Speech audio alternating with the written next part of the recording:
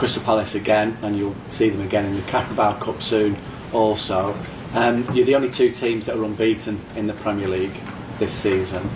What is the biggest threat that they have against stopping Liverpool continuing that run? Discipline. They have an enormous discipline defensively. 10 outfield players plus a goalkeeper that work so hard to prevent the other team from scoring. And we saw this also in the Charity Shield. Even the moments when we were up, they could still be very disciplined and calm in their own half, in their mid to low block. And we saw this during the week when we played Southampton, who were disciplined against us. How hard it is to play through them.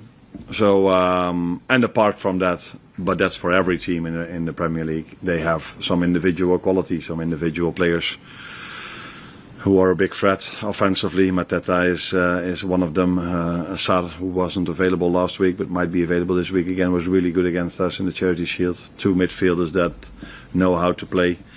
Yeah, and good centre back, so good wing backs. So a good team, but that is what I would say every Premier League team has. But what maybe stands out for me with them is their discipline in their defensive work. Thank you. Yeah, the last thing is true.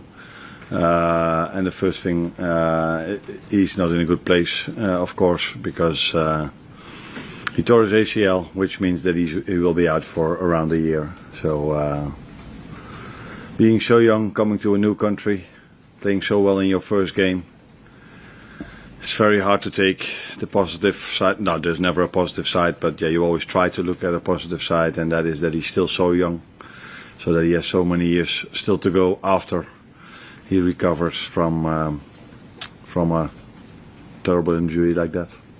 How much of a blow is it for you? I know you're talking about the human being there, but also squad-wise, because you face Crystal Palace this weekend, and I suppose with Mark Gay lining up in their side, there might be a sense of what might have been given what happened on transfer deadline day. Yeah, but I don't think 2 or 3 days before, 1 day before we play them to talk about that again. He's a Crystal Palace player, and he's been very important for them as long as he's there. So we have to prepare for Crystal Palace, who are a very good team. I think they haven't lost 17 games in a row now, and he's part of that team. So difficult team to beat, but we are also a difficult team to beat, as we've shown when we played against each other, because we've beaten them once with 1-0 and twice it was a draw. And we have more than enough options to replace, if needed, a player at the centre-back position, because of course we've got Virgil, Joe and Ibu, and other options if needed. Is Alexander Isak ready to start now, obviously thinking with no Hugo Ekitike in particular? Yeah, he's able to make minutes again. I still feel 90 is... depends also on the pace and the intensity of the game, but that might be a bit too much. But not only that, also for the long term, so you can't give a player maybe one, I would call stupid hit, to bring him to 90 and then his body is completely, you brought him too far over the line. So I don't think it's smart to play him 90 yet. But he's further into his pre-season now, and normally after 2 or 3 weeks in pre-season, players go to 60, 70 minutes, and in some clubs they even bring them to 90, but if you look at our pre-season, we mainly bring them to 60 to 70 minutes then. Just check on Hugo as well, because there's been a report that he'd been disciplined over his sending off the other night. Has he been fined or anything like that? No, if discipline means that I spoke to him, then it's discipline, but I don't think that is disciplined. So discipline means a fine, and that he didn't get. So it wasn't very smart what he did. What he recognized himself immediately, straight away. So he said sorry straight away to his teammates, and he's young. Players of all ages do make mistakes, and that's what he did in this situation as well. But we all make mistakes, and you're allowed at this club to make a mistake without immediately getting fines or these kind of things. He's a fantastic human being. I think if you talk to all the staff members and you would ask them a top 3 of the warmest persons and the most polite persons. I think he's in every staff member's top 3. So even if he wasn't a person like this, he was able to make a mistake, but wasn't smart. It didn't hurt us Tuesday evening. It might hurt us a bit more tomorrow. The positive thing is that Federico Chiesa showed that he is he's showing himself at the moment. So it's also a chance for him now to be on the bench and maybe kept playing minutes with Hugo not being there. So what do you think that maybe you've learnt over the previous 99 points here at the club? What did I learn? I think a lot. This has nothing to do with your question, but one of my frustrations is that I don't know if it's the same in England, by the way, but we as managers, we have to get points to keep having our badge. Is that the way you say it? So to stay a manager in Holland, you need every 3 years you need to do some schooling. Schooling, is that the right word? Education, yeah. To stay manager. I find this ridiculous because I learn every single day, I improve every single day. I don't need to go to a course to learn if you are working. So I don't know if it's the same in England, but every 3 years we need to do this. Otherwise, you cannot stay. Badges here Yeah, as well, yeah. But if you've done it, do you need to every time to do refreshing courses? Yeah. Now, for me, every day is a refreshing course. So I'm a bit surprised that we need to do this. So yeah, yes, I've learned a lot, but not only here at Feyenoord and at AZ Alkmaar as well. I cannot come up with one specific thing, maybe what I've learned, but if you have to make every single day 10, 15, 20 choices, not all of them are good. Definitely not. So you learn every single day, and I cannot come up with one specific thing. Hi Arne, you're looking to keep your perfect start to the Premier League season intact. Has it taken even you by surprise, and what do you put it down to? Surprise is maybe a bit too strong to say, but if you would have asked me that after playing Newcastle away, Arsenal at home and all these difficult games we had, that we would have the maximum result, I would have probably told you, that is, I would sign for that straight away, which is normal. But if you look at the games, they were all of them, not all of them, most of them were quite close. So we might have been a bit lucky as well to get the maximum points. Although, I was just saying about the work rate of Palace, we work incredibly hard as well, and if you work as hard as we do, you give yourself the chance maybe to be a bit lucky, if you would call it luck then. And I don't think we stole a win. It wasn't as if we totally not deserved it, but there were games that a draw would have been maybe more fair.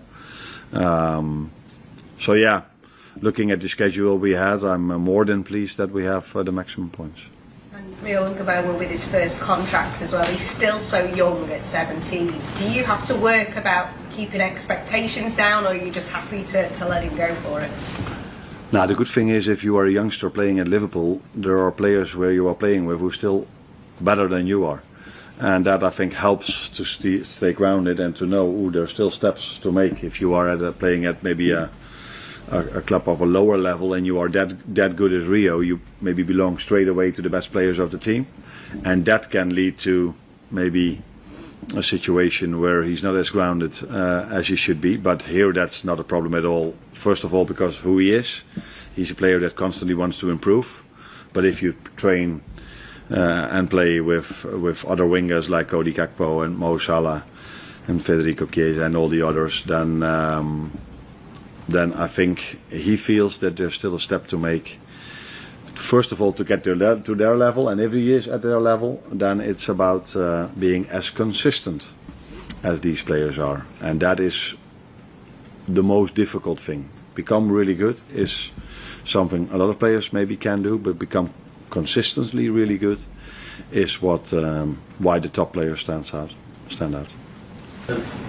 It feels like the end of the world at the minute, but you can come back just as good as you were before. Yeah. Now, I think that last thing definitely helps, and we have some examples of that with Virgil and Joe, and there are a lot of examples all around the world. That's why I said the positive thing is that he's still 18, so he has still a lot of time to go. If you get an injury like that when you're close to your retirement, it makes it much much more difficult maybe. But in both situations, it's far from ideal.